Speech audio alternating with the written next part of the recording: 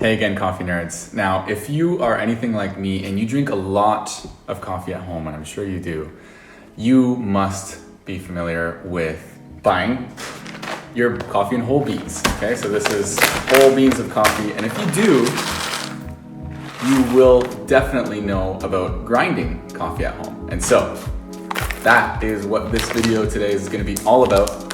Specifically, the key differentiating factors between two of the most common coffee grinders on the market. We've got this one, a blade grinder, and then we've got this one, which is a Burr grinder. Now, if you're interested in diving a little bit deeper in a few other coffee tips as well, I covered this very briefly in my coffee cheat sheet. So I've left the link down in the description where you can go download that cheat sheet. There's a few other tips there. But in this video, we're gonna do a deeper dive into grinding mechanics, why you might choose one over the other. So let's just get grinding.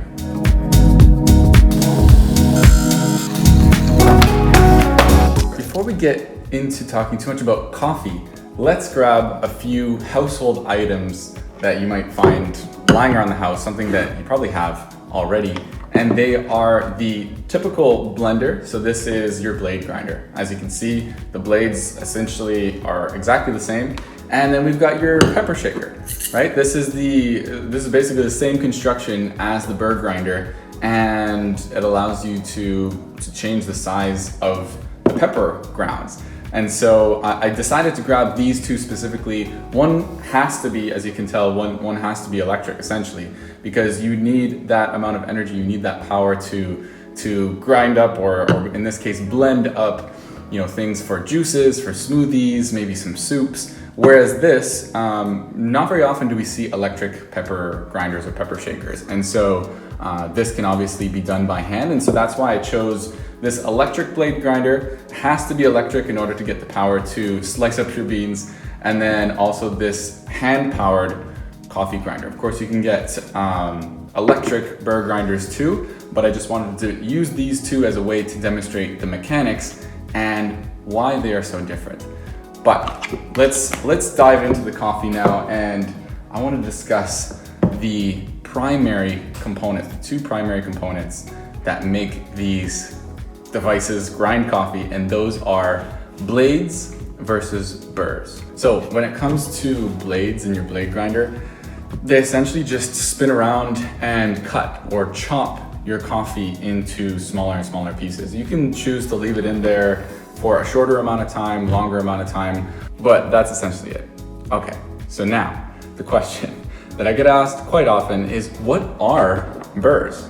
Well, I happen to be holding some right here in my hands. These came out of this hand grinder not too long ago. I did change up the burrs after 3 or 4 years of grinding, so they did last quite a long time in here. But they are essentially serrated blades. They're conical most often. Sometimes you can get flat burrs in an electric grinder, but they are shaped in such a way that they fit together, kind of like gears, but they don't work the same as gears. They actually work opposite. So they are together grinding or crushing your coffee to a much more specific size, and I will get into the mechanics of that very soon, but allows you to essentially change the grind size and do it at a much slower controlled rate if you want to. And that's why we have this one, which is hand powered. You can do it slowly, and this one which is electric powered. It has to go fast in order to chop those beans properly. Okay, so for the bigger question, who cares? Why is this important? Well, that gets into the next topic, which is all about particle distribution. Okay, so we're getting a little bit nerdy here, but particle distribution is so important for getting the most effective, the best tasting brews out of your coffee. So when we use a blade, we are essentially putting beans in here and we are chopping at them or chipping away at the beans themselves. Little by little, we are breaking them up into smaller pieces. Of course, it is sharp, so it is slicing them, but in a very sort of brutal way. So we're breaking those beans up, and as you can see in this visual, there's sometimes some bigger chunks of coffee beans still there, and then of course a lot of other fine particles. So we have this really wide distribution of fines and coarse particles.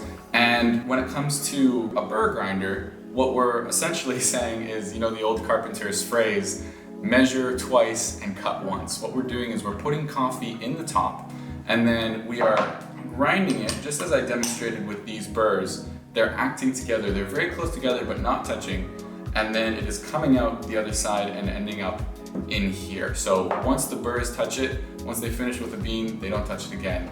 It is waiting here, ready for us to brew a nice coffee. And they are all essentially the same size, or at least that particle distribution is a lot more concentrated in one specific size.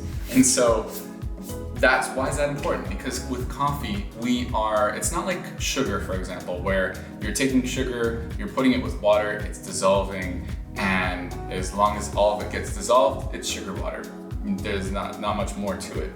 But with coffee, each of the components in the beans has different sugars in it, and they all dissolve at slightly different rates. And so what we're trying to do when we're extracting coffee is we're dissolving these different molecules and balancing the flavors that come out. Some of them produce acidity, some of them produce bitterness, some of them a little bit more on the sweet side. And so we have to make sure that that surface area of each particle is even, so that we are able to balance that brew in the most efficient way. So enough chemistry class, let's get into the nitty-gritty of grind size itself.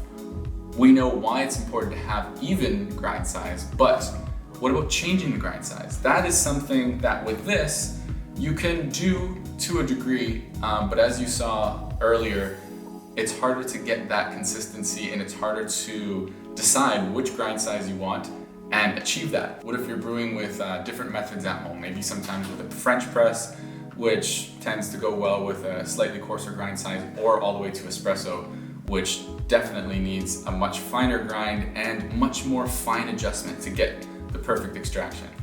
The blade grinder does some of this, as I said, but you run the risk of having a lot more of those bigger chunks and fine particles that can potentially clog up your pour overs, your paper filters, whether it's a Chemex, whether it's a V60, and get into those pores, and you won't be able to brew anything. Now I will say, with a Burr grinder, it can still happen, and that's why it is important to have a good setup, and I'll talk about that in just a minute, but it does bring you a lot closer to the ability of finding that even particle distribution and brewing great coffee. And so lastly, let's talk about one of the main reasons why coffee drinkers around the world are choosing between a blade grinder and a Burr grinder. What is that decision-making factor? One of the main ones I find is price itself. With the blade grinder, you can often find one for around $15 USD. I mean, I just took a quick look on Amazon. That seems to be the low price. Of course, it goes up a little bit, but there's not much you can change here in terms of quality, in terms of getting a more precise grind size. Maybe they have slightly better blades in there, or maybe you're paying for the brand name, the materials, but that's essentially the range you're dealing with. Also, you can find hand grinders within that price range as well. So, you know, it's not exclusive to the blade grinders, but what's happening when you're finding a hand grinder at that such low price point is the quality. It's really not a huge jump from blade to Burr. It will help a little bit, but in my experience, I have bought a hand grinder before in around the $15, $20, $25 range. But what I find is that what happens is the chamber or the shaft inside, it tends to swivel a lot more. And what that's doing is it is grabbing your burrs here and it is essentially moving them back and forth. And what that's doing is messing up your particle distribution a lot. Also, another one is, it depends on the materials of those burrs themselves. So if it is ceramic, those can work for a while, but I've seen them get pretty dull. And once it's dull, it's really not doing its job properly. Just like, as I mentioned earlier, a nice set of knives. So when we talk about Burr grinders on more of the electric level, or even on the hand grinding level, what I see is that you're not gonna really sense too much of a jump in results until you get to around $100 USD. And so you can buy a Burr grinder at that price point or a hand grinder, but they go up much more from there as opposed to the blade grinder. For example, there are benefits to having a hand grinder that is at a much higher price point. So this one, for example, goes for around $200. I've seen other ones like the Comandante, other brands for even higher than that. But what changes? First of all, you can bring it anywhere with you. So if you're gonna invest $100, $150 into an electric Burr grinder that sits on your countertop, much harder to transport. Whereas if you invest that same amount of money or even a little bit more in a hand grinder, you get kind of the best of both worlds, as long as you're willing to put in that exercise every morning when you're preparing your coffee. So that I don't mind. And what I find is that when you get up there in price, it makes it much easier to actually grind. So maybe a grinder in the $20 range, it might take you around 4 or 5 minutes just to grind 1 cup of coffee. Whereas this thing, it's around 30 seconds, 40 seconds. So that is a big deal when it comes to brewing coffee in the morning. And also, of course, the construction. How well is it distributing those grinds and those fines and making your coffee easy and taste great? So that's my question to you. Is it worth it? Is it worth investing in to have better coffee at home? Or do you just need something that breaks up those beans more conveniently? Or in this case, do you need something for on the go? This is not a great travel grinder. You just have to find a place to plug it in all the time, whereas this can go anywhere with you. Leave it in the comments. I'd love to hear which coffee grinders you're using or which ones you've used and loved. And of course, if you subscribe now, I will see you in the next video. Or you'll see me, but I'll see you. I need to go make a juice now with pepper.